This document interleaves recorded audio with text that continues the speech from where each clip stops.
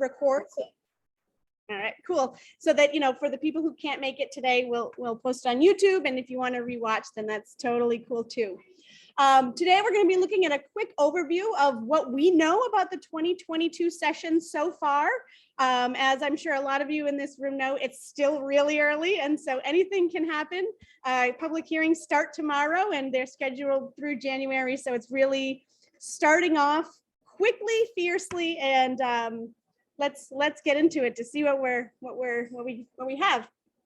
So just as a background, I know that there are a lot of familiar faces.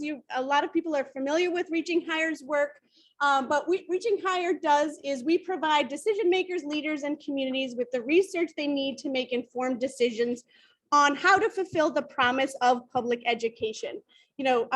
Reaching Higher New Hampshire believes that all children deserve a high quality, rigorous, and student-centered education that prepares them for whatever they pursue after graduation. And so we help decision makers give them the resources that they need to make those informed decisions. And how do we do that? We like to think of our work as falling into three major buckets. We frame issues by providing the context and data to help people better understand issues and their impact. We inform discussions, we build capacity, and we empower individuals and communities to act. And we engage people through partnerships, through coalition building, storytelling, everything really in support of strong public education.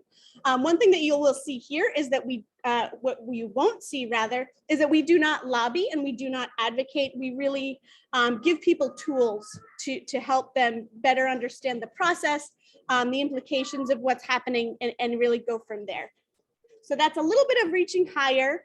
And so what does this work look like? We do legislative tracking, we do data and impact analyses, town halls, focus groups, the whole gamut. So really, if there's something that you need, please reach out to us. We are happy to help. And as this is the first 2022 meeting of the New Hampshire Education Network, and Sarah informed us this morning that we have a lot of new members. Whether you're here today or you're watching this on YouTube, we welcome you. The New Hampshire Education Network is really a place for people to come together, connect, and really learn more about issues about public education in New Hampshire. We as a group believe that public ed should be responsive to the needs of young people, families, and communities. We believe in equitable opportunities and outcomes. We believe that learning should be student-centered, and we believe that public education should give students the knowledge and skills they need to thrive. So this is a friendly group of like-minded individuals who really believe in the promise of public schools and public education. And so, getting right into the legislative update, and you'll know that I'm going pretty quick here, and that's because I want to have a lot of time at the end to network and chat about what's happening here. So all of this information is available on our website. We had just published something, these key trends on 2022, resources, all of that is available on our website, and feel free to reach out, drop stuff in the chat. But, looking back at 2021 and looking ahead to 2022. So 2021 was, for everyone who's been watching policy for a long time, a short time, whatever it is, 2021 was a wild ride. It was incredibly impactful in terms of its outcomes for public ed. There was that very sweeping statewide school voucher bill. There was a lot of movement in the school funding space. It was a very impactful session, and we're expecting as big, if not bigger, session this year in 2022. Over 130 education related bills have been drafted, from privatization with HB 607, school vouchers, school funding, post-secondary preparation, school climate, a lot of bills having to do with the roles of administrations and school boards, professional credentialing, CTE, career and technical education, all of those kinds of things. So we're seeing a lot of big themes, and we're really, looking to dive in there with what we know so far. And just a a quick overview of the norms. They are in the chat. I won't read them here, but these are our norms. Please abide by them. We would very much appreciate it. And like we had said earlier, if you have questions, if we're going through, drop them in the chat. We'll try to answer them at the end. And if not, we'll get to you via email. And as always, reach out to us. My email is Christina@reachinghighernh.org. And we all have ours, and you'll see it at the end. So feel free to reach out. So, before we kick off and really get into 2022, we've heard a lot about HB 607. What's the status? What's happening with it? Where is it? HB 607, for those of you who remember, is the bill that created locally funded school vouchers. So these are school vouchers that are funded directly by school districts. And that bill was laid on the table last Thursday. So it effectively paused the legislative process. By laying it on the table, there's no further action.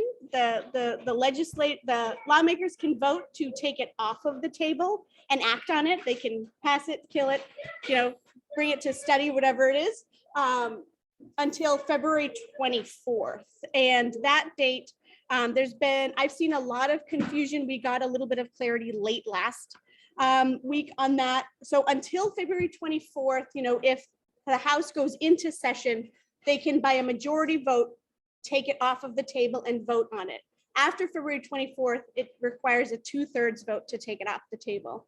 And so, why is that important? Well, it's important because with such a slim majority in the House, really, it as it often does, comes out to turnout. If there isn't strong turnout, then it's easier to take it off the table and vote to either pass it or kill it. And so that's something that we at Reaching Higher are watching really closely. We'll be watching. The chair the speaker hasn't called another legislative session yet, but when they do, that's something that we'll be watching out for. Will lawmakers vote to take it off the table and vote on it? And if it's not taken off the table by the end of the session, it dies. So we're watching that really closely. It was a very close vote. And there's still a lot of discussion around it. We're hearing a lot of backdoor conversations about, how can they bring it up? When will they bring it up? And that kind of thing. So, just because it's paused right now doesn't mean that we're not still watching it. And something else to kind of keep in mind is that, just because it's on the table, nothing really prevents lawmakers from adding it as an amendment to another bill this session. So, the current status of HB 607, that really big instrumental bill, is that it's paused for now, but it can come up really at any time. So we're watching pretty closely for that. Just wanted to get that out because it's a burning question on a lot of people's minds. So. All right, and so now looking ahead to 2022 legislation, we've looked at over 130 bills. I mean, there's nearly 1,000 this session, but 130 education-related bills, really trying to whittle through, and we're still working through it. There are new ones that are released all the time, so we're trying to keep a close eye. But the key trends as of right now have to do with school funding, have to do with increasing accountability and transparency in the statewide school voucher program, that one that was passed last year. Legislation around the divisive concepts legislation that was passed as part of the state budget last year, addressing teacher workforce shortages, calendar alignment, early childhood education, and school nutrition. So those are sort of the big themes that Reaching Higher sees in our purview. And going forward, I'm sure there will be some that come up and whatever, and amendments and all that kind of thing. But let's dive into what we know so far. And as I said, there are a ton of bills. Our weekly, and this is just a plug for our weekly legislative updates.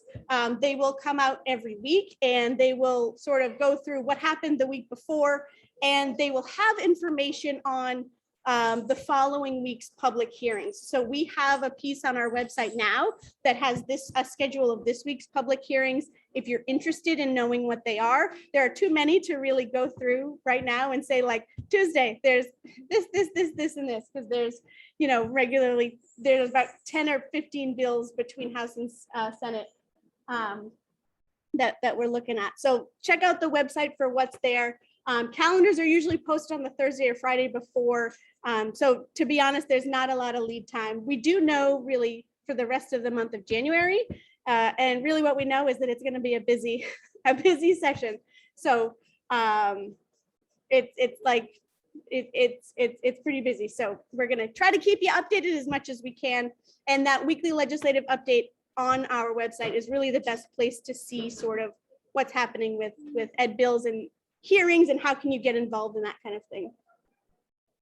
So looking at the first key trend, school funding, just as a bit of background, lawmakers cut school funding in 2021 by about $25 million and replaced 2 targeted aid programs with a $35 million relief fund and a property tax cut, that swept property tax cut. The swept tax cut goes into effect in fiscal year 2023, so that's next year. That $35 million relief fund, this is the first year of that fund. $17.5 million this year, $17.5 million next year. And that fund is sort of every year. It's not just one, so it's not like, it's just for the biennium and then it gets repealed. That is sort of for the rest of time until, you know, they do something with it. So that is still in effect, and that's something to really keep in mind as we talk about school funding. And so, you know, looking through what we know about legislation in 2022 so far, there are 2 bills that really stick out. Senate Bill 420, which would create a $25 million extraordinary need grant for towns with low property tax bases. And so towns with the lowest property tax bases, that equalized valuation per pupil that we always hear so much about, those towns would receive about $650 per student who is eligible for school meals. And then that is a sliding scale down to 0 for the districts that, for the towns rather, that have the lowest sort of property tax bases. This is my son, Jacob, who is joining us. Okay. I know, I love the picture. It looks beautiful. Thank you. Sorry. And so it's up to $650 per student with an average of about $531 per student. And that is only for students who are eligible for those school meal programs, that free or reduced lunch. So that's Senate Bill 420. And then HB 1680 takes a very different approach to school funding and would really overhaul the school funding formula with what are called foundation opportunity grants. And these are really a product of that Commission to Study School Funding that happened in 2020 and the results of the extensive research that American Institutes for Research did for the Commission. And so that base grant would be about $6,500 per student. So substantially more than the current base grant of about $3,700 with up to $27,000 per student in aid, similar to differentiated aid. So there's additional funding for students who qualify for free and reduced lunch, for students in English language learner programs, and for special students who receive special education services. And so it really increases the amount of state funding for school districts, but it also implements a much stronger accountability and data collection process for those districts. And so just to take a quick peek at the difference between them, SB 420, it does use the existing base adequate education system where you have that $3,700 of base adequacy, the differentiated aid. So this is in addition to that. And there's no changes in this bill regarding accountability and reporting. So it really is just additional funding that's targeted towards towns with low property tax bases. Whereas HB 1680 takes a much different approach and really overhauls the system, infuses it with a lot of state money, but also changes pretty substantially accountability and data reporting. It requires districts to meet average student outcomes. And if they don't, then there are improvement plans, and there are pieces in the legislation regarding that. So these two approaches, very different approaches. They both have public hearings this week, but we're watching these two really closely. On the school voucher front, there are over 20 bills that either modify or totally repeal the state's current school voucher program. So this is the first year of that program. It was passed as part of last year's statewide budget. There are about 1,600 kids 1,685 who participate in the program. And that provides state funding for eligible students to use for private school tuition, homeschooling expenses, and other education related costs. You will see that it's called here the most expansive statewide school voucher program. We do stand by that description. It is the largest school voucher program, not in terms necessarily of dollars, but in terms of eligibility. And so there are a number of bills this session that really rein the program in, whether it's providing more accountability, more transparency, strengthening safety requirements, accountability in the form of requiring participants to take the statewide assessment, all of those kinds of things. And so there are a number of bills that would change it. And there are also 3 that would just outright appeal the program. And so we are watching these really, really closely. We know that the Legislative Oversight Committee, who had considered the rules for the program last year, had some substantial, quote, substantial, they said it themselves, concerns with the statute and with the rules that govern the program. And so a lot of these bills seek to remedy that and also go a little further in implementing some really basic transparency and accountability guidelines for that. So there are a number of bills that some of them have public hearings this week. In terms of the bill numbers, I mean, I won't rattle them off, but they are available on our website. On our latest post around the 7 key trends, it really breaks down, of the 20, these are the ones that we're watching the most closely and helping people to understand a little bit better.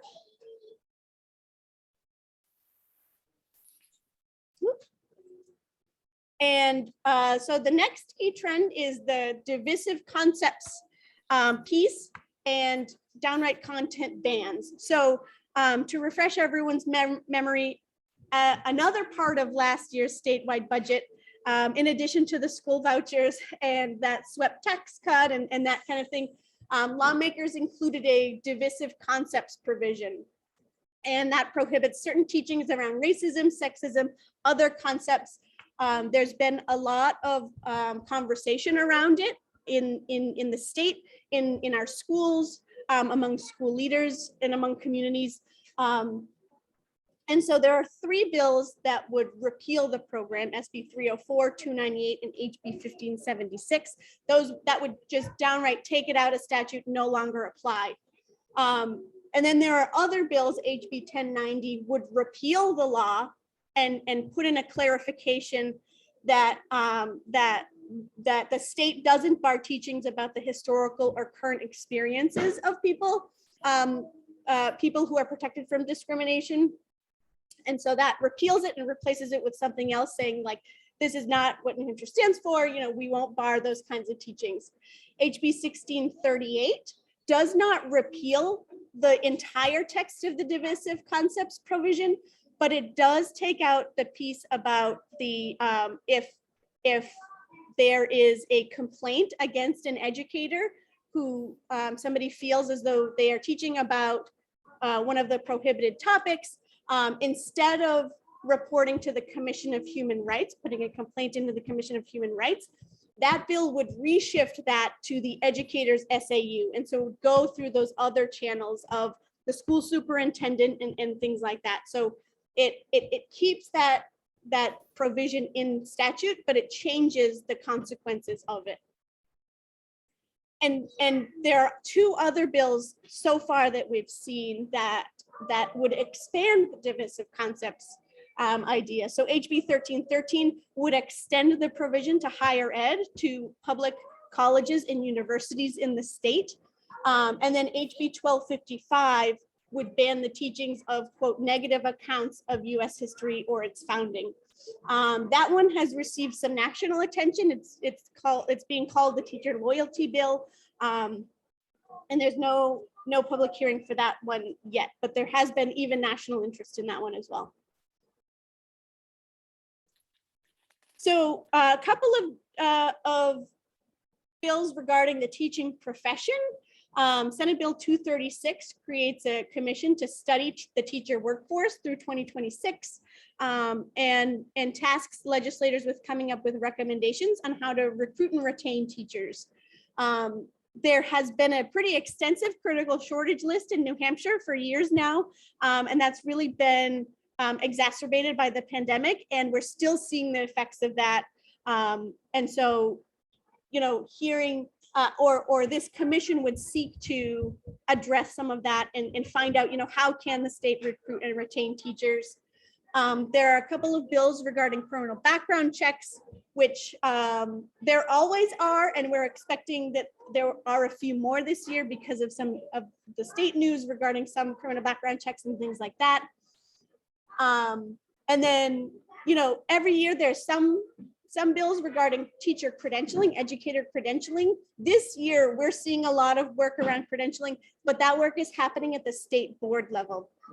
The state board is meeting on Thursday, and they're taking up, some real changes to school leader credentialing. And so a lot of that kind of work on what does a teacher need and able to be licensed in New Hampshire is really happening at the state board level, that administrative rules level, which we are also monitoring, but we don't see as much activity in the state house right now on that.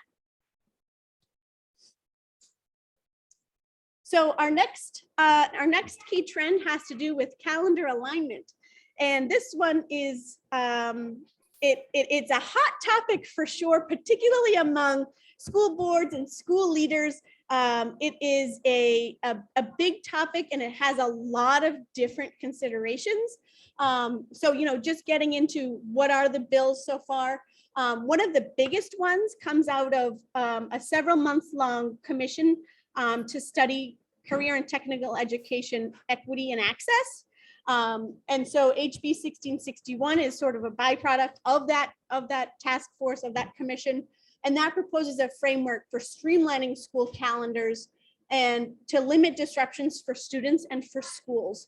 So it takes sending schools and career and technical education centers and requires them to come to regional agreements, regional career and technical education agreements that would align their school calendars, their school start and end times, the days that they have off, unexpected days off, like whether it's snow days or remote learning days or whatever it is, and really bringing a lot of those into alignment. And so we're expecting this one to generate a lot of conversation in the field because there are a lot of considerations. So we're watching out for that one. And then there are a couple of other ones. One would allot a certain amount of time in the school day for children to eat school lunch. It's 30 minutes. It would require every school district to allow every kid 30 minutes in between a certain, I think it's 11 to 2, to be able to eat lunch. And then another one that really that states how much physical education per week a student should have. So lots of pending legislation in the calendar alignment space, which is relatively new, but lots to unpack there. One of the other key trends that we're looking at is early childhood education. And so there are a couple of pretty big bills here. As I'm sure, a lot of us are aware, especially with young kids, New Hampshire doesn't have a universal pre-K program. Some districts do offer it, whether it's for families with low incomes, whether it's for students who receive special education and have pre-K as part of their IEPs, or for other students based on, tuition. They charge tuition. I live in Deerfield. One of my kids went to Deerfield pre-K and I had to pay tuition. The other was on an IEP, so it was free, but that is not the case everywhere. And so there are two bills that start to sort of put our feet in there. SB 453 would fund pre-K programs in the state through adequacy formula. It does not mandate that districts offer pre-K, but it does, similar to, I think, what the early kindergarten moves were, it will fund it through the adequacy payments. And then Senate Bill 326 would create an Office of Early Childhood in the New Hampshire Department of Education and really integrate a lot of the efforts that are happening statewide regarding early childhood education. So there are some pretty big moves in the early childhood space and we'll be keeping an eye on those. And then finally, school meals.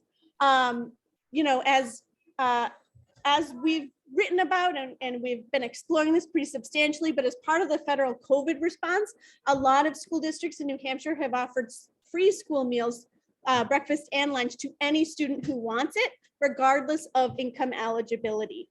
Last year, a lot of the conversation around school meals was around school funding, because if families don't have to bring in that paperwork to apply for school meals, it was difficult for districts to get that paperwork.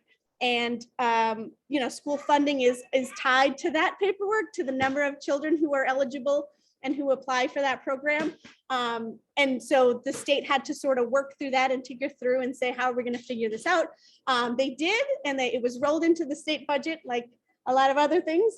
But now the conversation is really shifting to where do we go next?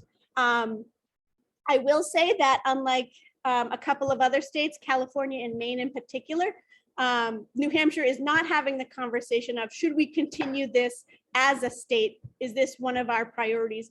There's no discussion that I'm aware of at this time that would extend that universal school meal program through whenever the federal provisions end.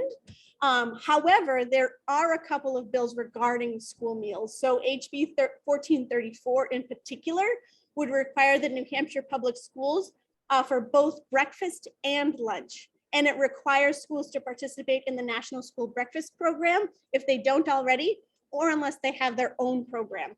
And so that would open up school breakfasts for a lot of children. And so that is one that we are watching really closely. There's been a lot of conversation around nutrition, around food, access to food, stable access to food. And we've heard from a lot of school leaders how critical the school meal programs in the past 2 years have been. And so to see HB 1434 come through and require that schools offer breakfast as well as lunch, I think is a big step forward. So looking at that one as well. And there are a number of other hot topics that do not fall into these key trends. One being cooperative school districts. There is a lot of legislation around cooperative school districts. Who's on a cooperative school district board? What do they do? What does the agreement have to look like? All of those kinds of things. So we're watching those, but one that also jumps out is HB 1679, which would dissolve cooperative school districts altogether by June 30th, 2025. That's a pretty radical shift in a state that has a lot of these kinds of joint school districts and that kind of thing. So that's something that we're watching pretty closely. School boards. I know that there are a couple of colleagues on the call right now that focus in school boards, but there are quite a few bills regarding school boards, administration requirements for them. What do they do? What's their role? How do their public meetings operate? All that kind of thing. Access to records. So those are pretty big strokes that we're also keeping an eye on. Another bill pertaining to the Education Tax Credit Scholarship Program that would expand eligibility for that program. Right now, there's an income cap of 300% of the federal poverty guideline, which is the same income cap as the state school voucher program. This bill would seek to raise the eligibility to 500%. So it would more families would qualify for that Education Tax Credit Scholarship Program. There is at least one bill that would pertaining to Learn Everywhere that would require that it places responsibility of approving alternative credit programs and granting credit for the programs to the school boards. This is a piece of legislation that we also saw last year that didn't get anywhere, but we're seeing it again this year resurfacing, and there's been a we've heard that there's been some interest in seeing, you know, where that one goes. And then finally, another one that didn't make one of the key trends, but is one certainly to watch out for, is the incentive grants for school improvement. So there is a bill that provides school districts with up to $50,000 for districts who show improvement on student performance on the statewide assessments. And so that one is one that we are watching and really digging into assessment and that kind of thing. So watching out for that one for sure. So getting into a little bit of, you know, how can you participate? How can you get involved? Access to public hearings. You know, right now the Senate is live streaming. The House may live stream. We've seen some YouTube links. Not really sure how much, how little, when, where, whatever it is for the House. Senate is definitely live streaming, and they have a QR code and everything. They have a YouTube link, a dedicated YouTube link, so they are there. They will probably not be an opportunity to testify remotely like there was last year. However, you can still submit written testimony. If you can't make it on the day, you want to participate, you can email the committee and do it that way. And then there's also an opportunity to remotely register whether you support or oppose the bill without actually testifying. And we'll get into sort of how you do that in a minute. But written testimony, you can do virtually. Oral testimony, you'll likely have to go in this session, but we'll keep you updated as we learn more. Anything can happen. They can change it mid-session, who knows? So we'll keep you updated for sure. Very quickly, a couple of timelines. The last day for the House and Senate to act on bills is March 17th, a little bit earlier for bills that have to go to a second committee, but everyone has to act on their bills by March 17th. Crossover day is March 31st. And so that's when all of the House bills have to go to the Senate, and all the Senate bills have to go to the House. So it's sort of flip-flopping. Everything that remains, like shaking it out, and what's left has to go on crossover day. And just for sort of some general knowledge, the House typically meets on Tuesdays, but we're hearing that Tuesdays, Wednesdays, Thursdays, and maybe Fridays for the next couple of weeks we'll have public hearings. I talked to somebody this afternoon and said that they're actually also looking at doing Mondays. So there could be 5 days a week of straight public hearings. But, you know, we'll see. They have a lot to get through before March. So we'll see for sure. Those are usually in the Legislative Office Building in room 205 and 207. The Senate typically meets on Tuesdays. Right now, they have a much smaller docket. They're meeting Tuesday this week, I think Tuesday, Wednesday next week. And they're also in the Legislative Office Building on the first floor. And, you know, times, rooms can change at any time. I would recommend, if you're going in, follow Reaching Higher. That's not a shameless plug, but like if we're there and we hear, you know, from the committee aide and they say, oh man, we're moving to the State House room 100 or Reps Hall or something like that, and like it's 10 minutes, follow us on Twitter and you'll get that update. And I'm gonna whip through this because I'm seeing the time and we want to leave some time, but the General Court changed their website, and so I just wanted to make sure everyone is aware. So this is the new Gen Court website. It's the same URL, but if you want to find a bill, if you know, I want to know what's the status of SB 420. That's where you put it, that find a bill, put it in, press that little thing, or just enter. And then this is sort of what you'll find. I used SB 420 because it was the first one that came to my head when I was doing these screenshots. So I don't have any particular feelings either way. It's just the one that came to mind.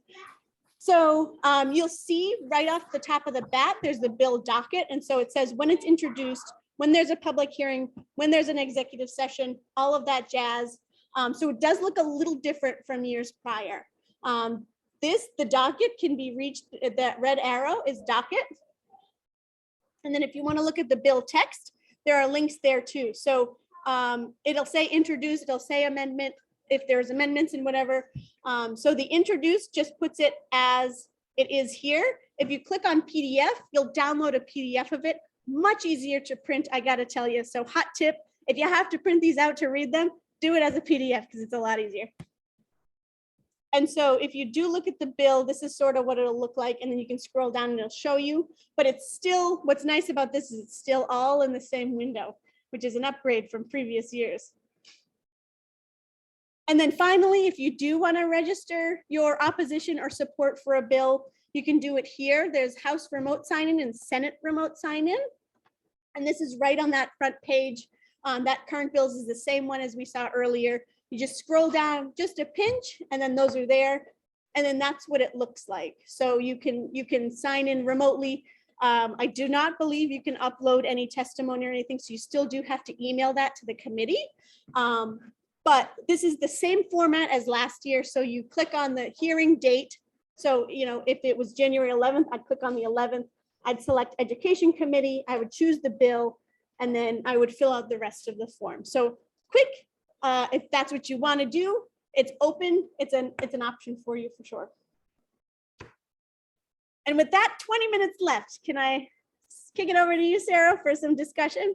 You absolutely can. We had one question pop up in the chat that I think would be good to ask. Some others got answered in real time, but it was in reference to the first few adequacy bills that you had mentioned. There were a couple of folks asking about the financial aspect of things. Where is the money for these programs going to come from, and how much are they going to cost? And I thought that was something that we should probably take 1 minute to respond to.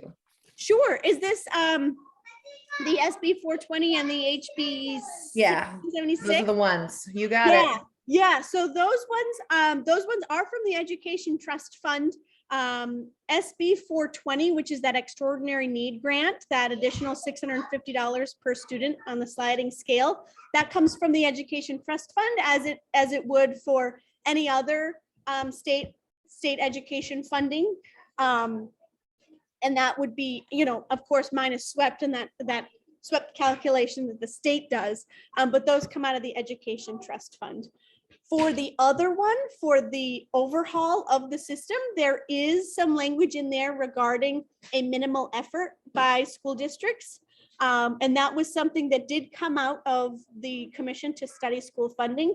We're still digging into it a little bit more, but it does rely on that local property tax as well as the Education Trust Fund. So there is that minimal effort by districts. There's a specific name for it, but it's similar to the statewide education property tax, where districts raise their own money through property taxes, and then the state comes in and sort of backfills the rest.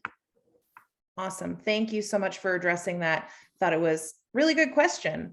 Yeah. So we're going to take the next 10 minutes or so to go into breakout rooms of around 3 to 4 people. This will give us an opportunity for everyone to just kind of like decompress together about everything that we've heard. And what we really want to germinate is, what direction do you want to see the network taking? What things do you want to learn more about? Does this legislative session bring up more questions for you, or maybe different aspects of the public education landscape that you'd like to explore?